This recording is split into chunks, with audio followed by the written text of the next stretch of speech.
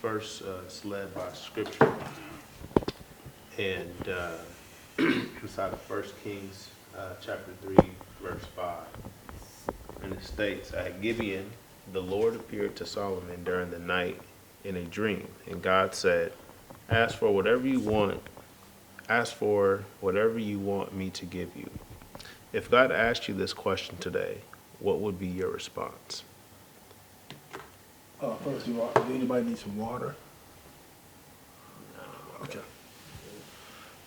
I think with what I know now, right? Like with what I know now, I would ask for wisdom as well. Because in the book of Proverbs, it talks about how a house is built with wisdom. And so if I have that type of wisdom, I'll know how to navigate everything else. You know what I mean? So with what I know now, I would probably ask God for the same thing. Yeah.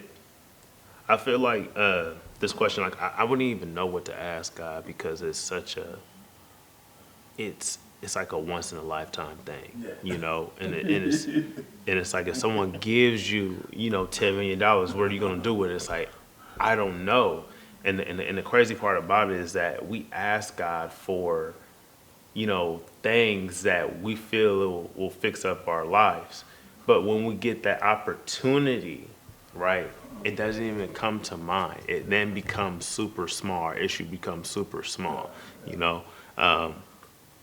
I don't know. I don't know what I would ask. I wish I would say wisdom. Like, yeah, I could ask for wisdom, but I really don't know. It's too big for me. I don't have an answer to it, But wisdom, I guess I would say wisdom. Like I said, with what I know now. Now, a few years ago, probably been a Cadillac or something, Yeah. But now, yeah, I would definitely, with what I know now, I would ask for I need some wisdom. I need you to guide me in the right, make sure I do the right thing by you. Yes. All right. I'm going to read this long scripture. It's going to be Luke 16, verses 1 through 12. I'm here. And it states, Jesus told his disciples, There was a rich man whose manager was accused of wasting his possessions.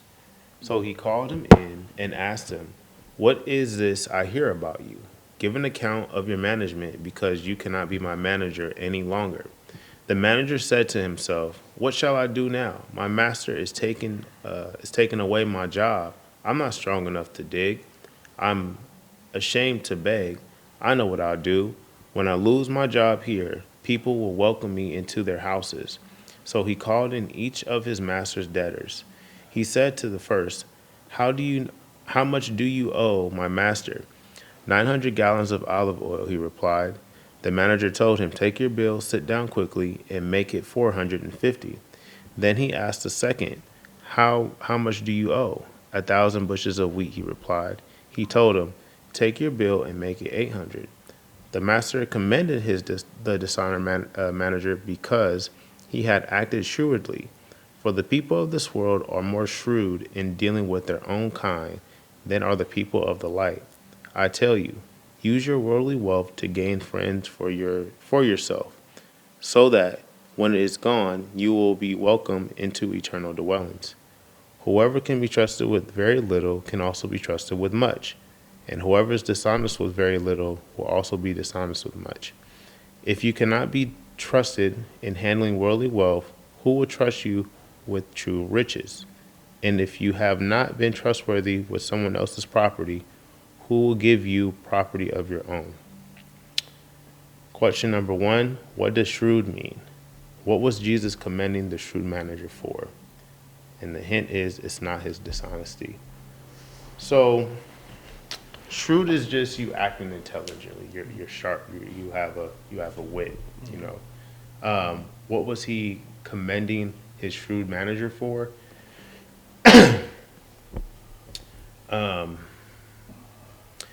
It's him using his his wealth Yeah. for others. Yeah. That's what he was commending them for.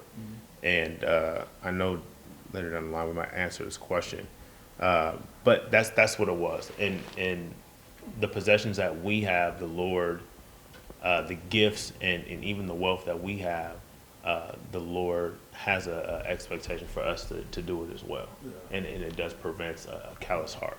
Yes. Question number 2, how are you using God's wealth? This could be currency or your gift to help others in need.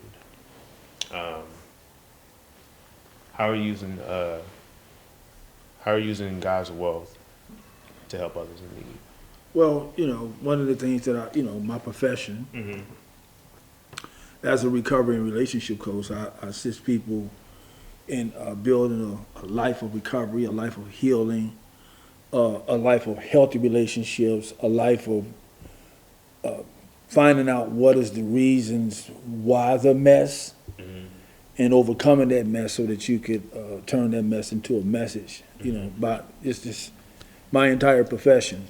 It's more like a ministry to me, because again, I do it from a perspective of pouring into people, wanting to see people healed and get well and get better. Yeah.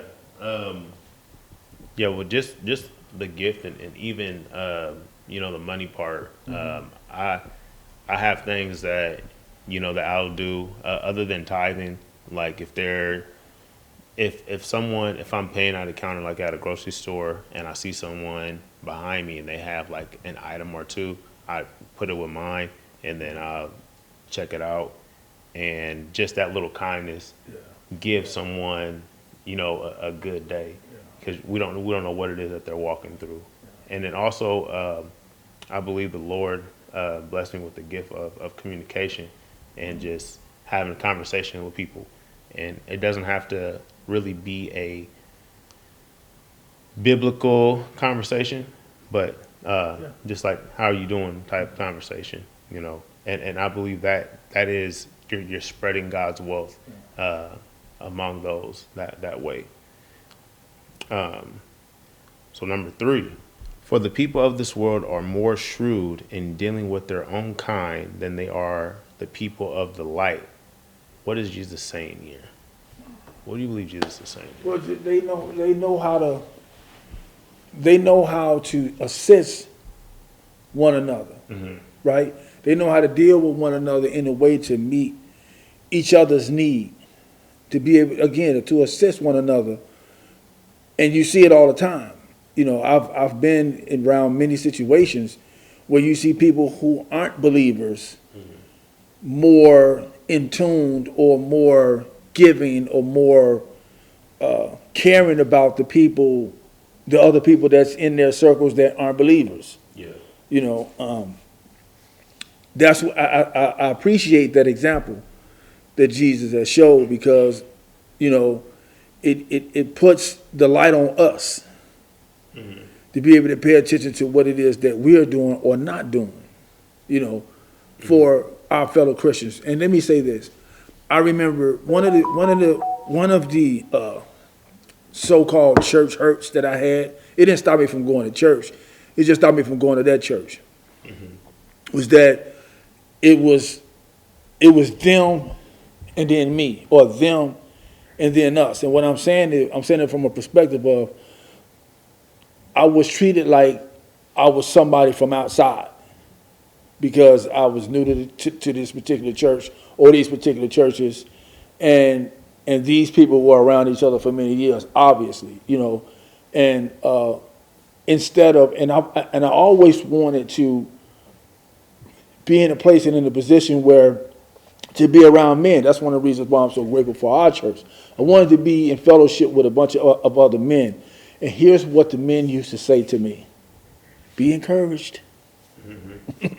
That's it. When, you know what I mean? Like, nothing else. I'll go try to, get dialogue going, conversation going, and that kind of stuff. Be encouraged. Yeah. Like, what is that? And so, like I said, it didn't church hurt me to a place where I separated myself from God. I just kind of got away from that particular church. So. Yeah. It's funny because when I first was walking with the Lord, and I remember reading this, and just a little background. Like I read the Bible as if Jesus was this gang member, and it just clicked to me. And when I seen this, it just reminded me of like people of this world know how to hustle, and Yes. those of the world and the believers they don't. Yes. They don't know how to hustle. And it's like, you got to learn how to hustle, because what he just did was what people of the world are doing. They know how to get by. They know how to, stretch a dollar out, and it's the same thing. And yes, the Lord is telling us to do the same thing, but with our gifts. Yes. Do it with your gift. Right. Learn how to hustle with your gift. Yes, right. And it's not hustling to the point where what we see on TV all the time. I got the miracle water. Yeah. $29.99. Give me the miracle water. I go ahead and bless you. It's like, no, like you learn how to reach others and save them. Hustle for saving souls, not for the money. Yes. And that's what the Lord is saying.